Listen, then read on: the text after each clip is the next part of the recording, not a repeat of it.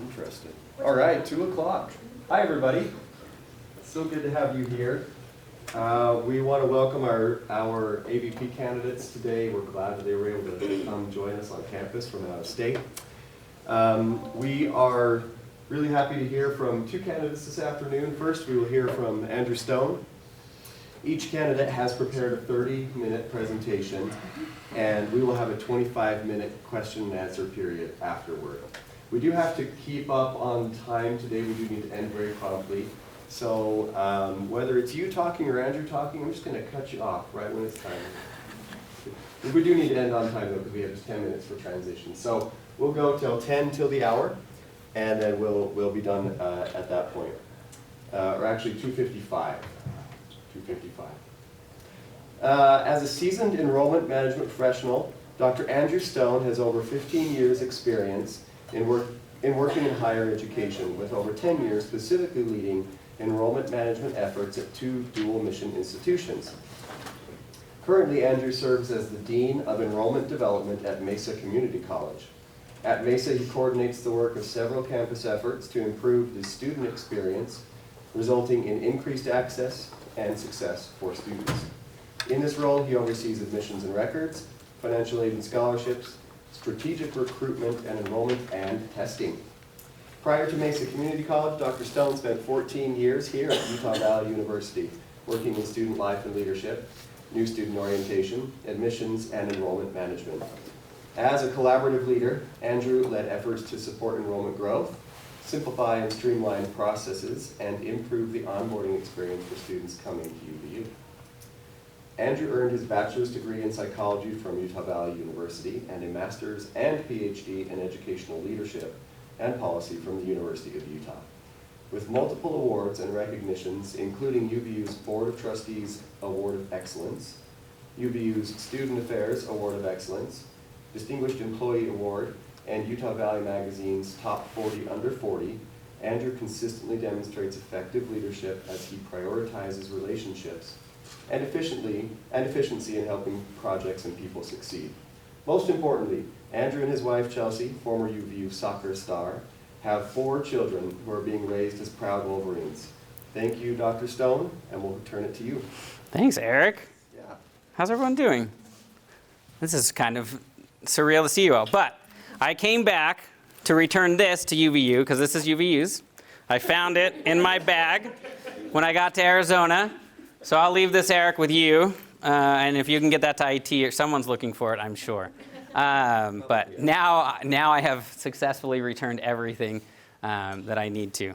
So thank you for the opportunity. This is hopefully I can talk a little bit about me and some ideas that I would have coming into this position and why I think I could be a good fit. You heard some of these things. I feel like I've had a lot of really good experiences professionally in my career that I, in so many ways, feel very fortunate to have had. I've spent, though, the majority of my career at UVU. That's where I got to know so many of you. But I did spend a couple of years with the Utah System of Higher Education when the UVU's president went to be the commissioner of higher ed. He was looking for a special assistant, someone to support certain initiatives and things like that. And I got to do that for a couple of years till he retired. Then I came back to UVU, and then in 2021 wanted to shift some professional focus and maybe have a little adventure for our family, and took a job in Arizona. And so we'll talk a little bit about that. So you get an idea of kind of where my mind works. We'll get into some of these. I'm not going to spend any time on this, but I like to think about things creatively, innovatively. I like to push forward initiatives. I like to push forward change where it makes sense. I like to use data to help inform those decisions. But I have a long history and track record of running pretty quick and wanting to do things to improve quite frequently. It may be annoying to some people who have worked closely with me, but I think we do things very collaboratively. I'm pretty proud of a couple of the things that we were able to do at UVU, some of the things we're doing at MCC, and this list represents a few of those. And all of these are very focused on a student experience, a student success, getting students credentials, getting students degrees, and helping them get what they need from us and move on to that great next step that they have in their life. And UVU was a great place for me. So as I get into this, let me talk about the elephant in the room. Why you just got rid of me, and why am I back standing in front of you now? So let me talk a little bit about that. First of all, anyone from Arizona? Yes? It's hot. 19 years. Yeah. What part? Chandler. Yes. Very hot. Okay? No one can prepare you for how hot Arizona is. And this is not a reason that I applied for this job, but it is a part of it. But I left yesterday. It was 65 degrees yesterday morning. It was beautiful. It'll hit like 70 at the top. That's wonderful. Not for like feeling any sort of holiday spirit because you just can't because it's too warm. But from May to November, 100 plus, it's a hot place to live. I heard on the radio a week or so ago, we hit a record in Arizona, 145 days over 100 degrees in 2022. Okay, it's a hot place to live. Okay, so we joke about it. It's not at all a major factor, but it is warm there. So let me tell you some of the reasons why at this time, after you had just gotten rid of me, why I would say, hey, I'd like to come back. First is I have never lost a love or a passion for UVU. I was a student here. I worked at Campus Connection as my first student job. That got me involved in student government. That got me involved in my first job in student government and in doing our orientation program back then, which was housed within student life. That got me involved with a job at a commissioner's office, which got me a job. All of it goes back to UVU. So many things in my life go back to UVU. I still follow everybody on Twitter. I still watch Talk with Tuminez. I am still a UVU person at heart, and I've always hoped that my path would come back to UVU. I just didn't expect to have an opportunity like this come this quickly. This position is really it, though. When I left, I had kind of pitched to Kyle, look, there's an opportunity to take pieces of my portfolio and Michelle's and make this kind of super position that really would handle the full student experience. And I think you should take it when I leave. I still think that was the right move, and it sounds like it's working out really well. But this position is what's got me excited. I would love to be able to say, let's take and focus our division, our portfolio, all of you and your time on everything that we need to do to help improve the student experience, which will ultimately improve students' outcomes, student success, completion, and all of those things. So this position is it. I'm not seeking to come back for anything else. I can live in the heat, but this position is what's really drawn my interest. I want to be a part of places that innovate and improve. I have found that drives me, that I need to be in a place that wants to do those things, and UVU has been that. I think there's been a lot of great things that the UVU has done. I was involved in many of those. I think we have a good track record of building a really good onboarding system and program. I would be excited to say now let's continue some of that growth when we're focusing on every aspect of the student experience and building that out and that. So I get excited about that. Specifically, I think we have a really strong the Completion Plan 3.0, I love it. I think it's built out well. I think it's structured well. I think it crosses all the divisions. And I would be excited to be involved in building that out. Vision 2030, we were starting that when I left. And I was part of building some of the early conversations. I think that's the right target. I think we need to set this goal that, hey, we're gonna hit these spaces to show that UVU, what we do, why we do it, so we can be recognized as a key player, not just in the state of Utah, but across the West and across the country. And then people know, I really love the things that we had done. There's great opportunity with the mobile app, with student software, with these things that are building out, and that's stuff that I get excited about. And so that's kind of the why. Okay, I'm not getting kicked out of MCC. I'm not on any sort of like police watch list or anything like that in Arizona. It's just this position. This is really it. I would be really excited about it. So I was asked to talk about two things. One, implementing a strategic enrollment strategies. Like, what does that look like? What are some of those conversations? So I'm going to try and break that down a little bit, and then we'll talk about the second piece is creating a FOMO, fear of missing out, for those who didn't know that. Not that I didn't. I didn't have to Google that or anything. But what would that look like? Okay, so we'll start with this. So there's kind of 3 areas I want to cover. Clearly understanding our gaps and challenges. That recruitment and retention are two pieces of this, right? You don't solve any enrollment problems or challenges or growth just by saying, hey, let's recruit more. It doesn't work, right? It has to be a combined effort. And then talk specifically about a couple enrollment funnels that I think we could tap. So first, understanding our gaps and challenges. I think it's really important that we understand and ask important questions, right? The onboarding survey that we started years ago was an attempt to do that. What's working for our students? Let's ask them, hey, what parts of our process are more frustrating for you than you expected them to be? That's a great question. We could ask students all over this campus. What about that didn't meet your expectations, right? Helping us to understand what's working. And then understanding for students, why are you even considering UVU? I took a tour today with one of the ambassadors, and it was a great conversation about, well, what brought you here? Well, I was a concurrent enrollment student, and so it made a lot of sense for me to continue here because I had all these credits, and I felt part of this group. It's like, great, I'm actually going to talk about that in a minute. But really getting in and understanding for our students, what is your motivation? What do you expect from us? I keep hitting that. Sorry, am I popping your ears? I will try and keep my hand in my pocket. But why are students, what's their motivation? And then what are they hoping to gain from us? Like, what is our part, right? Any relationship that you have with an institution, whether that's Amazon, whether that's the grocery store, whether that's UVU, we need to clearly understand, like, what do you want from us coming in the door, right? We're offering a service. Are we offering that the way that you expect it to be, and are we giving you that service back? Next is, I will live with our onboarding survey. I think it's an incredible tool. We've started it at MCC because I think it really it unlocks a big picture about what are the challenges students are experiencing. I would want to continue that, but expand it. How do we build this out so second-year students are asked the same question? What are some of the things that are making it difficult for you to stay here? And I would want to unpack that. And then clearly understand why they would have left. A couple of weeks ago, we had I was at a conference, virtual conference, and one of the keynotes was the president of Long Beach Community College. And he shared a really compelling story about when he became president, how they really went to unpack this. Right? We know students leave because of financial things, other work, like family obligations, things like that. But they went a step further. They really wanted to understand, what about finances isn't working for you, right?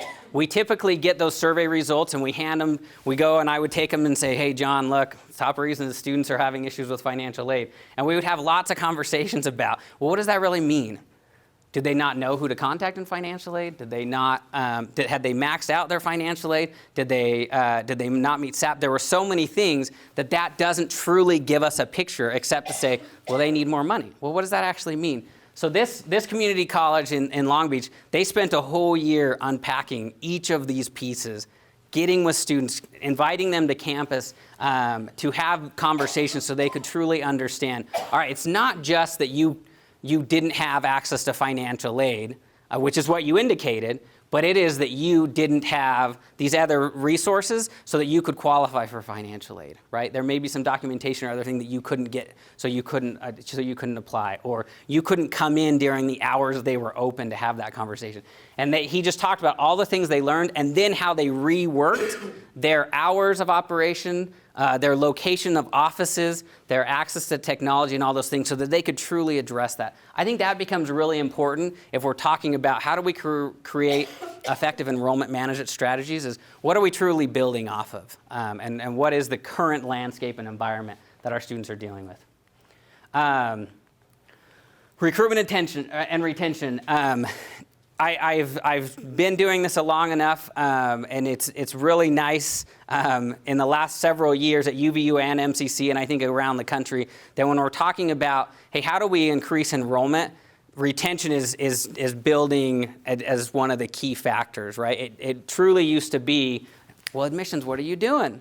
Well, let's go see, where can we find more students? But it really is about how do we keep the students we have? And so I would love to see if have some conversations about what does it look like to maintain that connection that a student has with a recruiter, right? When our recruiters are in a high school, the students are connected with them. They know who their recruiter is. They know who to contact when they have a question about coming to UVU because they know that recruiter.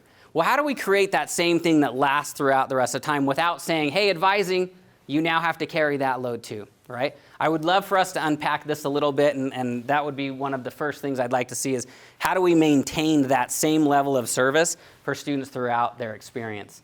I think UVU does a great job. I think first year advising is structured in a way to be that main focal connection for students when they come in. But how do we maximize all of our first year connections so that students are getting really, they buy into and they feel connected to UVU so that they're not going to, when they have an opportunity to leave or when life delivers them something that makes them feel like, I just don't know if I can do this anymore, they feel connected to someone and we feel connected to them that we're saying, wait, don't take off yet. Let us see what we can do to help you.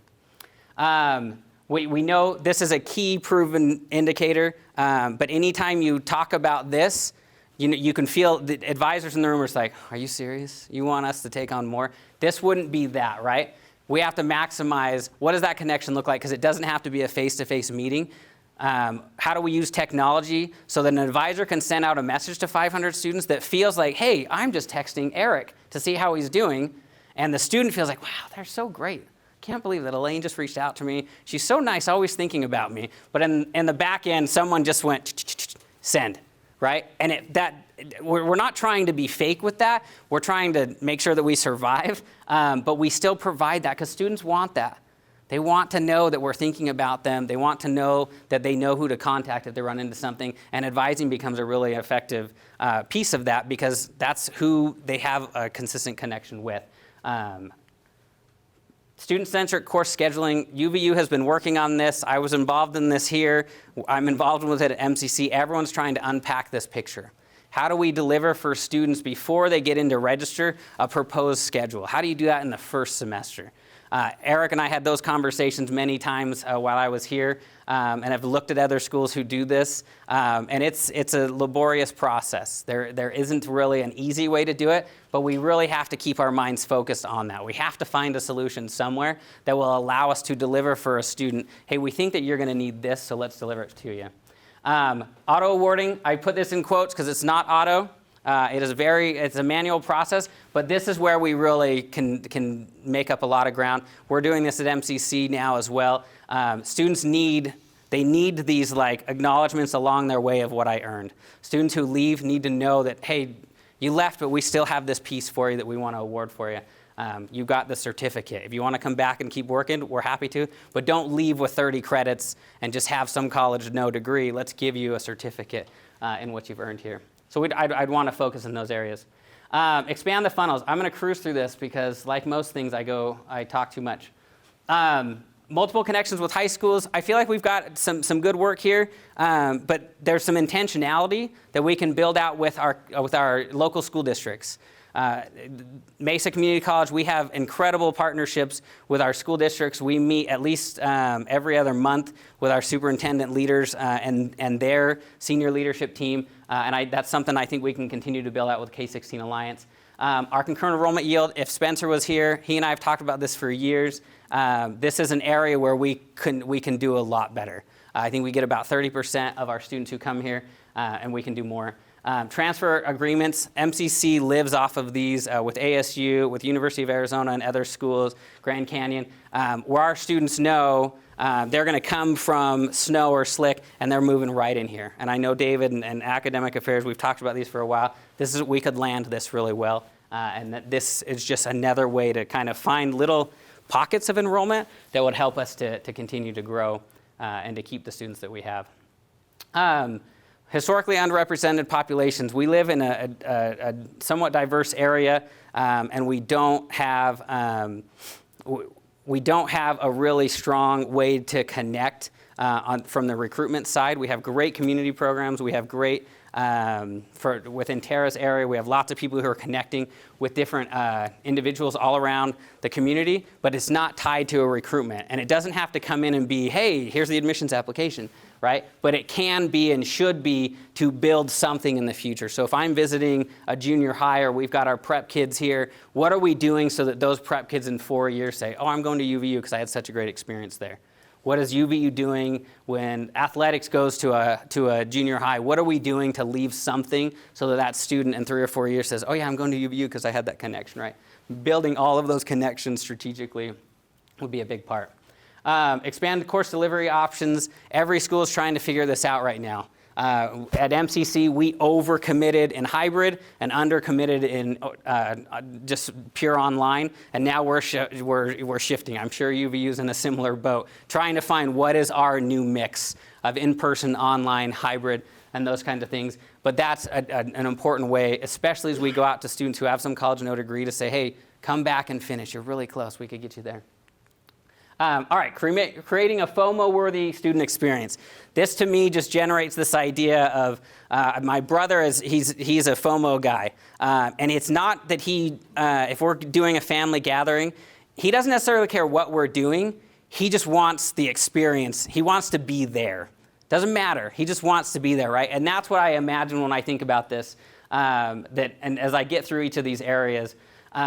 It's more than an experience, it's more than like an event, right? It's not like, oh, we're going to do a really, really cool freshman event, because we already do those, right? We have freshman convocation, we have the week of welcome, we have welcome to UVU stuff, but it's about creating an experience that someone's like, I don't want to leave this, or I don't want to miss out on it, because it's already been really good, right? It gets back to these enrollment funnels starting early, starting with concurrent enrollment, starting in other places, and just continuing because they feel, yeah, I've loved my experience there. I want to stay there. People have heard me say, TurboTax is the model. That started all of our onboarding improvement conversations, was me doing taxes via TurboTax and saying, that was way fun and easy. Getting admitted to UVU should be the same way. And that's, my mindset is always going that way. How do we remove something so that a student can say, oh, I really enjoyed my experience in financial aid. We don't control FAFSA, right? And our onboarding surveys always showed FAFSA was an issue. And it's like, we don't own that. That's a federal government side. And I know John, we've sent him to the White House and they won't let him in. But everywhere we can, we want to own an experience for students where they are being led through their time at UVU, not stuck saying, oh, I wonder what my next step is. Well, someone told me to go to a website and I'd find it there. Because our websites can be quite lengthy, and that's not fair to our students. It's not the kind of experience we want to have. So I'm all about simplifying and removing steps and making it enjoyable. Let's make a graduation application fun, right? Let's do these kinds of things that make it so when a student completes it, they say, I enjoyed that. Right? Same way that we can do, TurboTax does with taxes. We've talked about, can we provide your first semester schedule? Hey, you mentioned that you wanted morning classes. We built this schedule for you. If you want to keep it, press go. If not, here's how you change some things. But at least they know, we want you in these classes. So if you're going to change it, stay in these classes, just move the times, right? And provide those things so that they're led to what that first semester schedule looks like. And the next thing, and I mentioned this morning, is how do we connect early to workforce opportunities? So even though I'm coming in brand new, my goal in a couple of years of being in that type of an occupation is real, and I'm engaging with that throughout my whole experience. So my eye is always on the prize of, I want to be a computer programmer. So when I get frustrated or I get tired and I feel like I want to stop, I get a notification from the Career Development Center that tells me, hey, here's this really cool speaker that's coming to campus. You should come listen to him. They're in your field, right? And doing those kind of things. That's all about this connection building experience for students throughout the way. Communication. This gets back to this idea of creating connections, but with them, we're inviting them to do something. We're nudging them to do something. Hey, looks like you might qualify for this scholarship. Press accept and we'll run the numbers for you. Or, hey, it looks like you enjoyed this class. We thought that this would be one that fits your schedule and it's required. Why not sign up for it? Because it's available and there's open opportunities for it. Or just, hey, it's December, January, spring starts, and we haven't seen you yet. What do we got to do to get you here? How can we help you? What concerns do you have about coming back for spring? And we can learn about them there. Automate communication through advising. What I mean by this, and I mentioned a second ago, is advisors are really positioned in a perfect place to be that go-to person for a student to always remember, right? Unfortunately, they don't remember the registrar, right? And it's sad, but they don't. But they know their advisor, right? So I'm not saying, hey, we're going to have advisors run communication plans and marketing plans, and not at all. But if I can say, hey, this was sent by your advisor and it's a name they recognize, and an individual they recognize, they're going to say, great, I'll open that because I know that person. They email me once a month to see how I'm doing. And so we would want to funnel our communication plans with a central person that becomes that communicator to the student. Develop our structure and our plan. We know that this is a behemoth of a challenge. I know that progress is being made on that through the completion plan, the new completion plan. But settling in and understanding who can message students when, where, how, why, all of that needs to be figured out because we all know we live in a world where it's very easy for any department to say, yeah, we sent that message to the students. We sent them an email. And I've gotten a hold of those emails because my brother was here for a while, and I'd take it to John and be like, John, we sent this email. Look at it. It reads like a novel. It's like 4 pages of just text. We've got to clean those. We got to make these look nice. We got to make them be easy. And that connection invitation is leading them to their next thing. They don't need to know all the regulations. They don't need to know that. Put it in say, if you want to read the regulations, click here. And then you ever show me someone clicks on that, John, I told him, I will buy you lunch. Because no one cares about that. They want to know, what do you want them to do as a result of this message? All right, I'm cruising. Be accountable for our students. This is, we ran these numbers at Mesa. We have our enrollment, right, that we report to the state. But then we ran numbers to clearly show, well, how many students do we have who took a class here but never earned a credential and didn't go anywhere else? And our student population was like 4 times what we report, right? And it's this idea of us saying, like, we own our students. We know who they are. Yeah, we're 40,000 strong, but really we're 160,000 when we think about the students. I don't know if that's the number. I don't have access to that. But I'm throwing it out. We still feel a sense of ownership for you and your success. We want to find you. We want to help you finish. We want to get you something so that you're not sitting out there with some college and no degree. We're going to get you an associate. We're going to get you a certificate. But really owning that is a message that I would like to really hone in on if I have the opportunity to come back. Meet our students where they are and then provide support to the next step. When I think about this, it gets back to this idea of building these connections so that a student knows this is my next step. I'm never stuck in a spot where I've got multiple options and someone just is pointing me to a website or someone saying, yeah, talk to your advisor, but advisors are really busy and I can't get in, so I have to sit at that point. Students sitting at that point, like any of us sitting at a point like that, our likelihood of falling out and saying, never mind, I'm done with that, is pretty high, right? We do that all the time in our consumer world and when we go to any sort of business or anything like that. We have to have that same mindset of saying, you don't have to ever sit at this crossroads. We're going to kind of direct you and lead you the whole way. Refine this idea of, hey, like we've had X number of students drop out to, let's just hope that these students are pausing and we're going to make it easier for them to come back. This gets back to this idea of owning our students, right?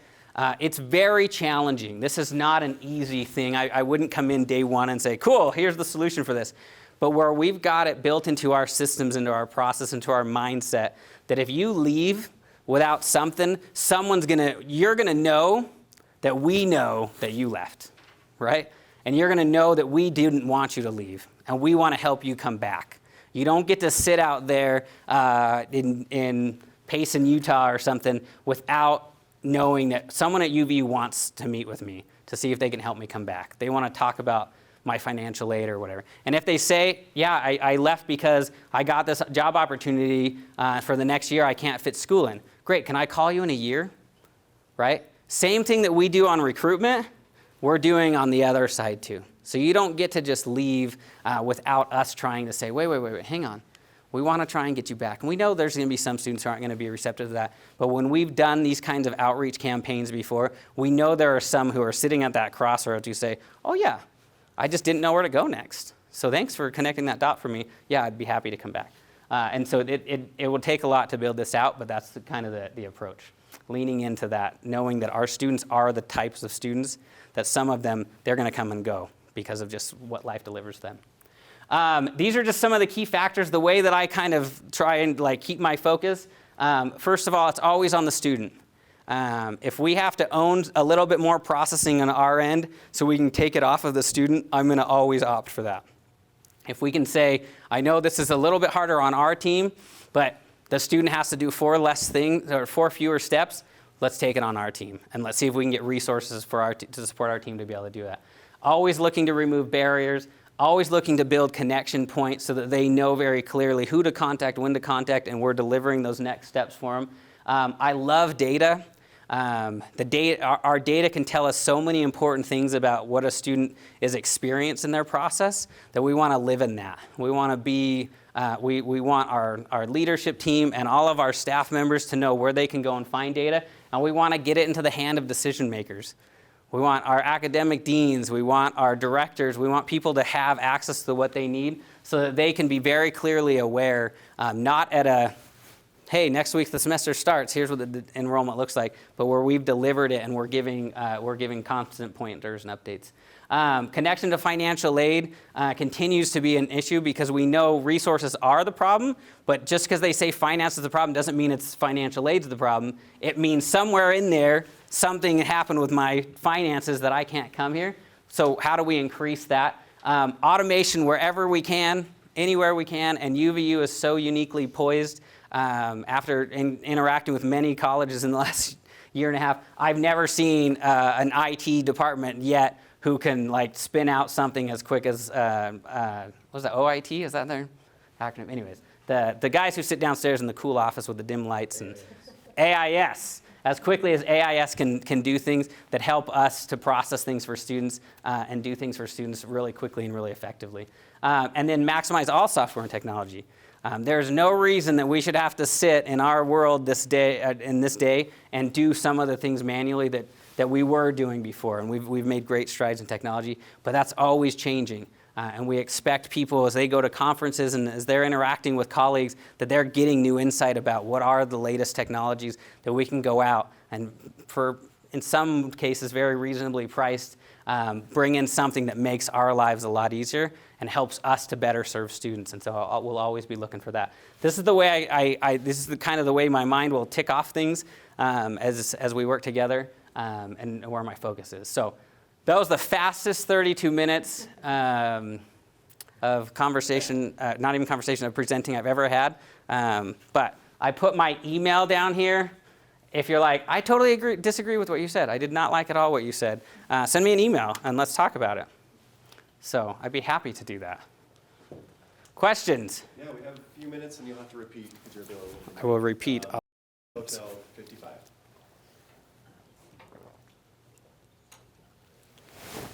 You talked a lot about students, but how do you plan to advocate for your employees? How do you plan to advocate for employees? I feel like in the role of AVP and having done this before and now as a dean, that's one of the key elements of this role is being that strong advocate. At UVU before, our team can tell you, talking about the team, not just from hey, compensation, but how do we survive the pandemic, right? That was all as I was still here. How do we make sure we're maximizing that for the team? I'm getting that feedback from the team constantly. And then my role was now I go to the vice presidents. I go up the chain. PBA's coming. I'm looking for new software. I'm looking for new positions to help and support the team. So I take that on me pretty seriously to make sure we're doing that. I've learned being at a smaller school, I've learned the importance of going and being in different areas. I never really took the time to do that as much at UVU, and I would want to do that much more because I've enjoyed it. I didn't think people enjoyed it at first, oh, what's the dean doing here? But it's added a lot of value for me and I think for them, because I'm hearing now directly from the team, tell me what your day looks like. What are the challenges you're facing, and what are you needing to do that? So I like to listen really well, and then I do take it on me very intentionally to be a strong advocate for the staff to get the resources we need to be successful. Is that good? Sure. Ask again. Ask it another way if you need. How are you?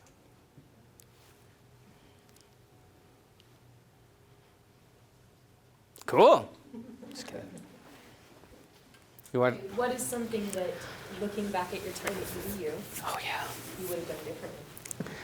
Oh wow. There's a lot of things I would have done differently. I was telling another group earlier. I feel like so. Hopefully I feel comfortable sharing this with you. So I was a student here. I was student body president here, and after that, people kept being like, "Hey, you should apply for this job. You should apply for every job I had at UVU." Someone was like, "You should go for this," right? And so I think after being here for almost 15 years, I felt like there was a part of me that's like, I don't know if I belong. Like, I don't know if I can sit with the Michelle Kerns of the world and have good conversations. I don't know if I belong in these spaces, right? There's like that imposter syndrome that hits. So I think there were times I wasn't as confident as I should have been. And I think leaving here, connecting with our professional association, ACRO, in different ways over the last year and a half, doing some things at the Maricopa District, I think I'm coming back much more confident to like, I can do this, and I belong in these spaces. And I think that'll help me to be more effective than maybe I was, especially as it comes and relates to like connecting with not just campus leadership, but like K-16 Alliance superintendents. Mesa Community College does an amazing job of connecting with city leaders, the Mesa City Council and the mayor. That would be an area I would want to like link arms with Steve Anderson and say, what can we do in partnership to help all of our students out here? I don't know if I would have done that before, but I feel like I'm coming back more confident, and so I look back on some things that I wish I would have done with a bit more confidence that I didn't, that now I'm like, yeah, I would go do that. Is that fair? If it's truthful, it's fair, right? It was pretty truthful. Yeah. I'm just kidding.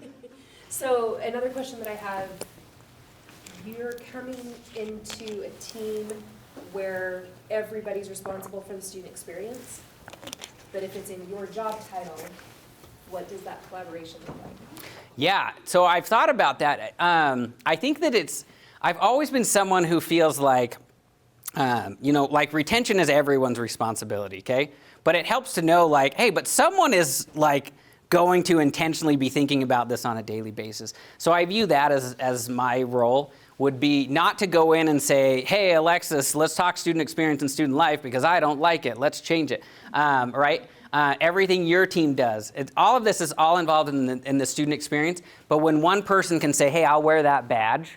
So if we need to convene the conversation, like I'll own that, right? And so I would view myself as like the lead advocate and convener, but definitely not the one who's like officially owning or running it, because so many elements of this campus are part of the student experience. But I would very intentionally take on that hat of saying, hey, it helps all of us when we know one person is saying, yeah, I'll own that.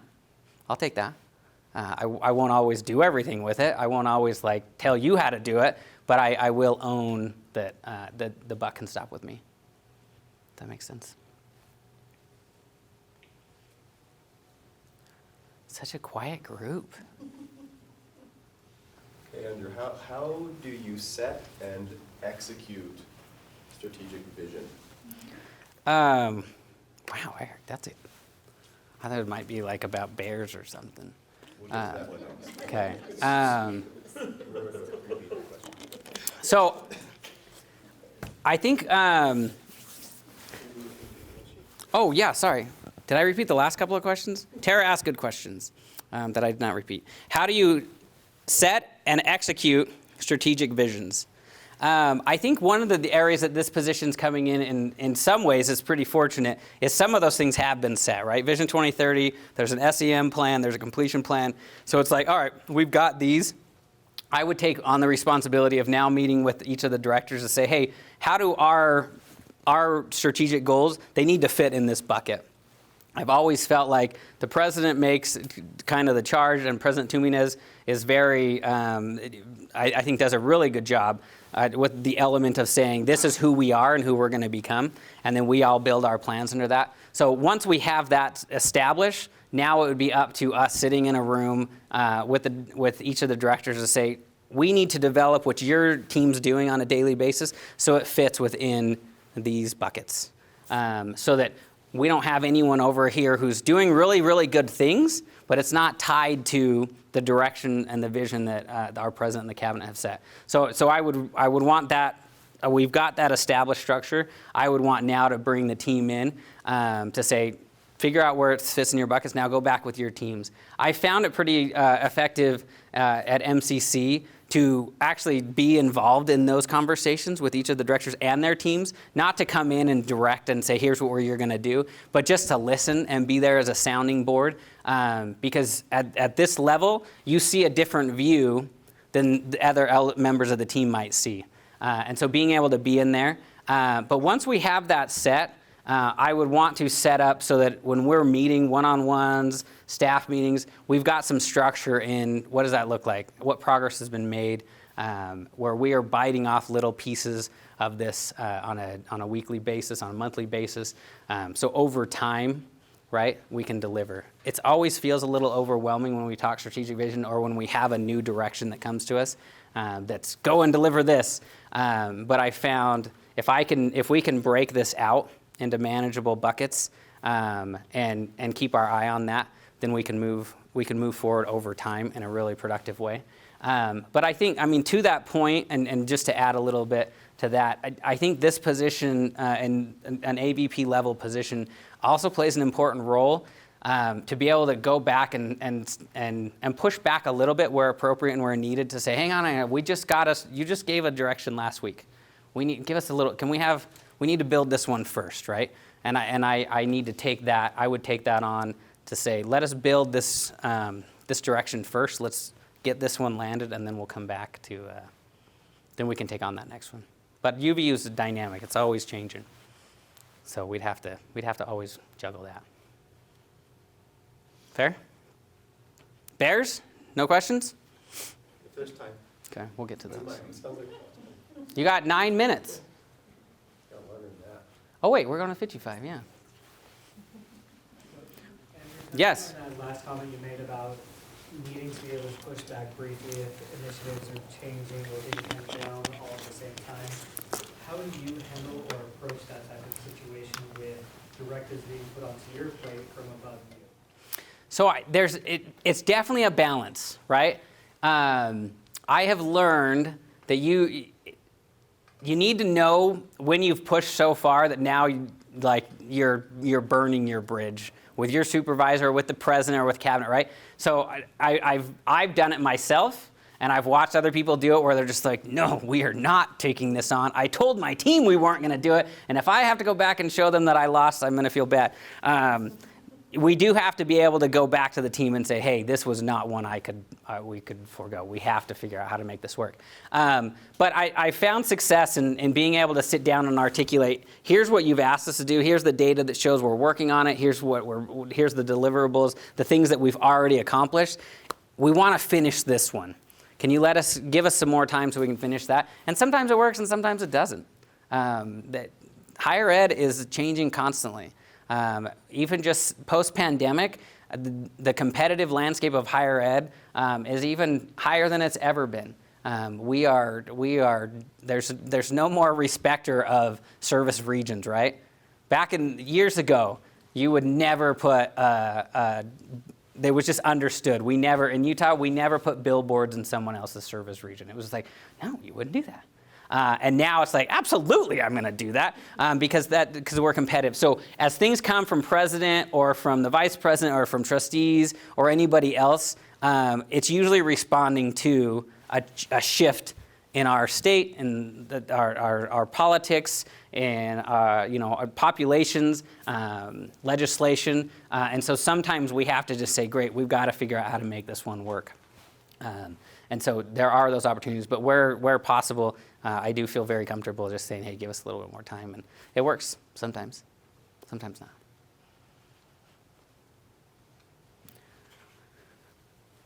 We got 10 minutes. I could just talk about the Sacramento Kings and their resurgence as an organization and how great they're doing. Anyone? I No? have one other question for you. Yeah, please. So in the last several years, we've seen a lot of changes in this portfolio to try to increase wages, change part-times to full-times, right, increase the stability of the team overall. So whether you're talking more logistical, technical pieces like that, or more qualitative pieces, what does it look like to try to keep a strong morale and a good culture in your area? Yeah. So what does it look like to keep a strong morale and good culture in the area? Right now, externally in every company, every business, this is an ongoing challenge because all of us know you walk into any place, you're going to walk out spending $40 or $50 more than you were for the same things just a couple of months ago. Everyone's feeling that, and that feels starts to feel really overwhelming. On top of that, you've got all of the other things that are just hitting our life, right? I mean, for our family, we've got a 7th grader who for 2 years was like, sure, you know that math concept, keep going, right? They're all online. And now it's like, well, now you need to know math. And it's like, well, I haven't been taught math for like 2 years. So those are stresses, and we all feel those, and those are going to come to work with us. What I feel like we can do, and what I would try to do, is be very understanding with the team, recognizing that the team that I oversee now all individually have their own dynamic and situations happening outside of work, that if I can be at least empathetic and understanding enough to say, sure, well, let's give a little flexibility here where we can, so you can take care of that.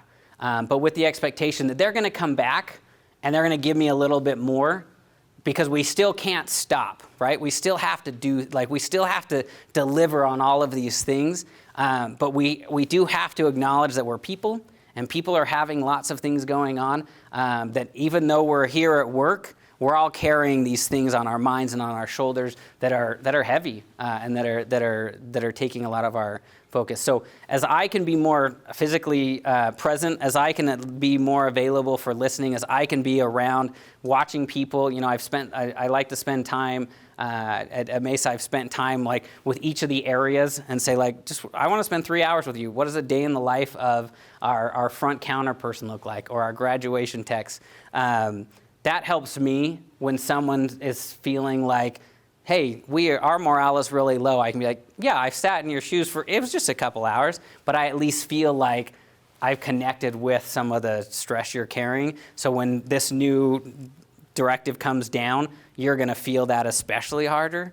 And so I want to be present. I want to be listening. But ultimately, I try to be a good person, recognizing that we're all people, and there's a lot of things happening. But I still do, I'm not someone, who's just like, that's great. We'll hold off on that project for 4 months. You get your things figured out. We still have to figure out how do we balance those things, because we still there's the competitiveness of our industry, and the expectations we have from state and local leaders is high. And so we still need to be able to deliver, but we can do that by still being good people, I think.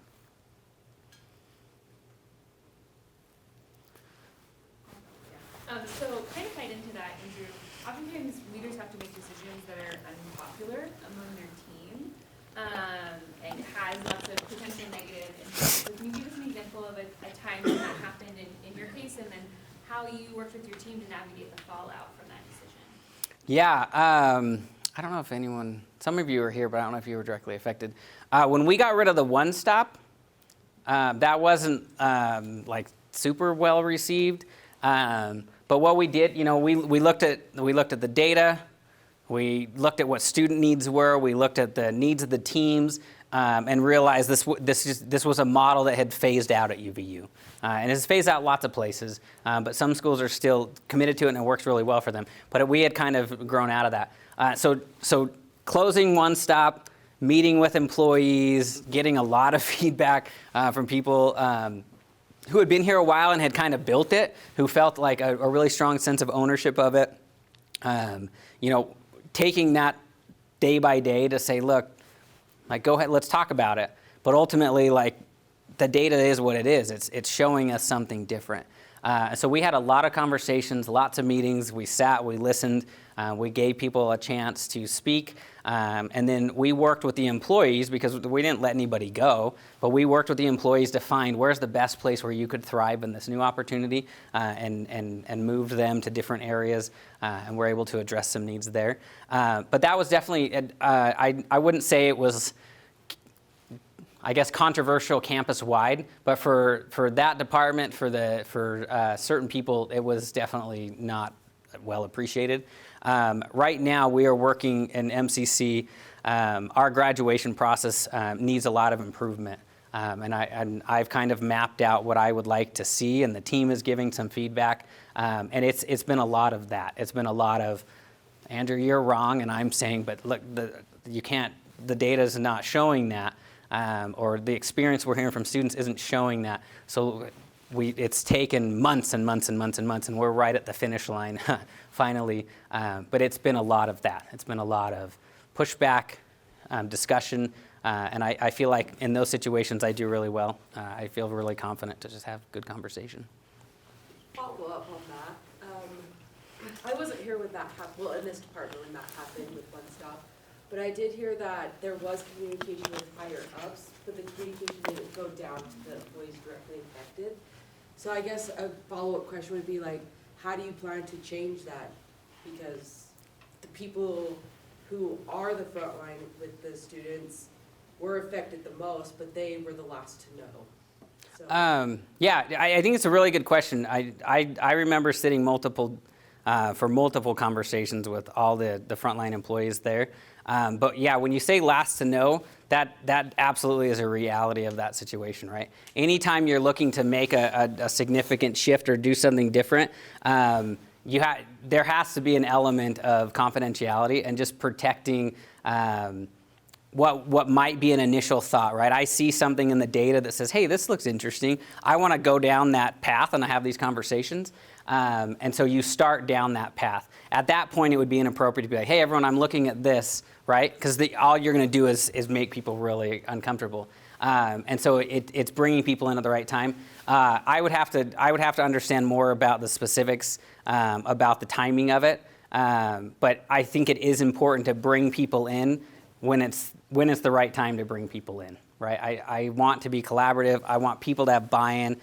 We will always have conversations, but I do think it's fair and appropriate to say, hey, at this point, I just need the director and maybe the management team and the financial aid office. They're going to know that these conversations are happening, but we're not going to go broadly yet because we don't want to create a situation where people are making conclusions that aren't actually conclusions yet, where we're still trying to unpack things a bit. Is that fair? Okay. Perfect. We're right at time. Thank you, everyone, for your questions. Thank you all. Thank Andrew for being here. Appreciate it. That one's yours. Okay. Thanks, Eric. Yeah, thank you.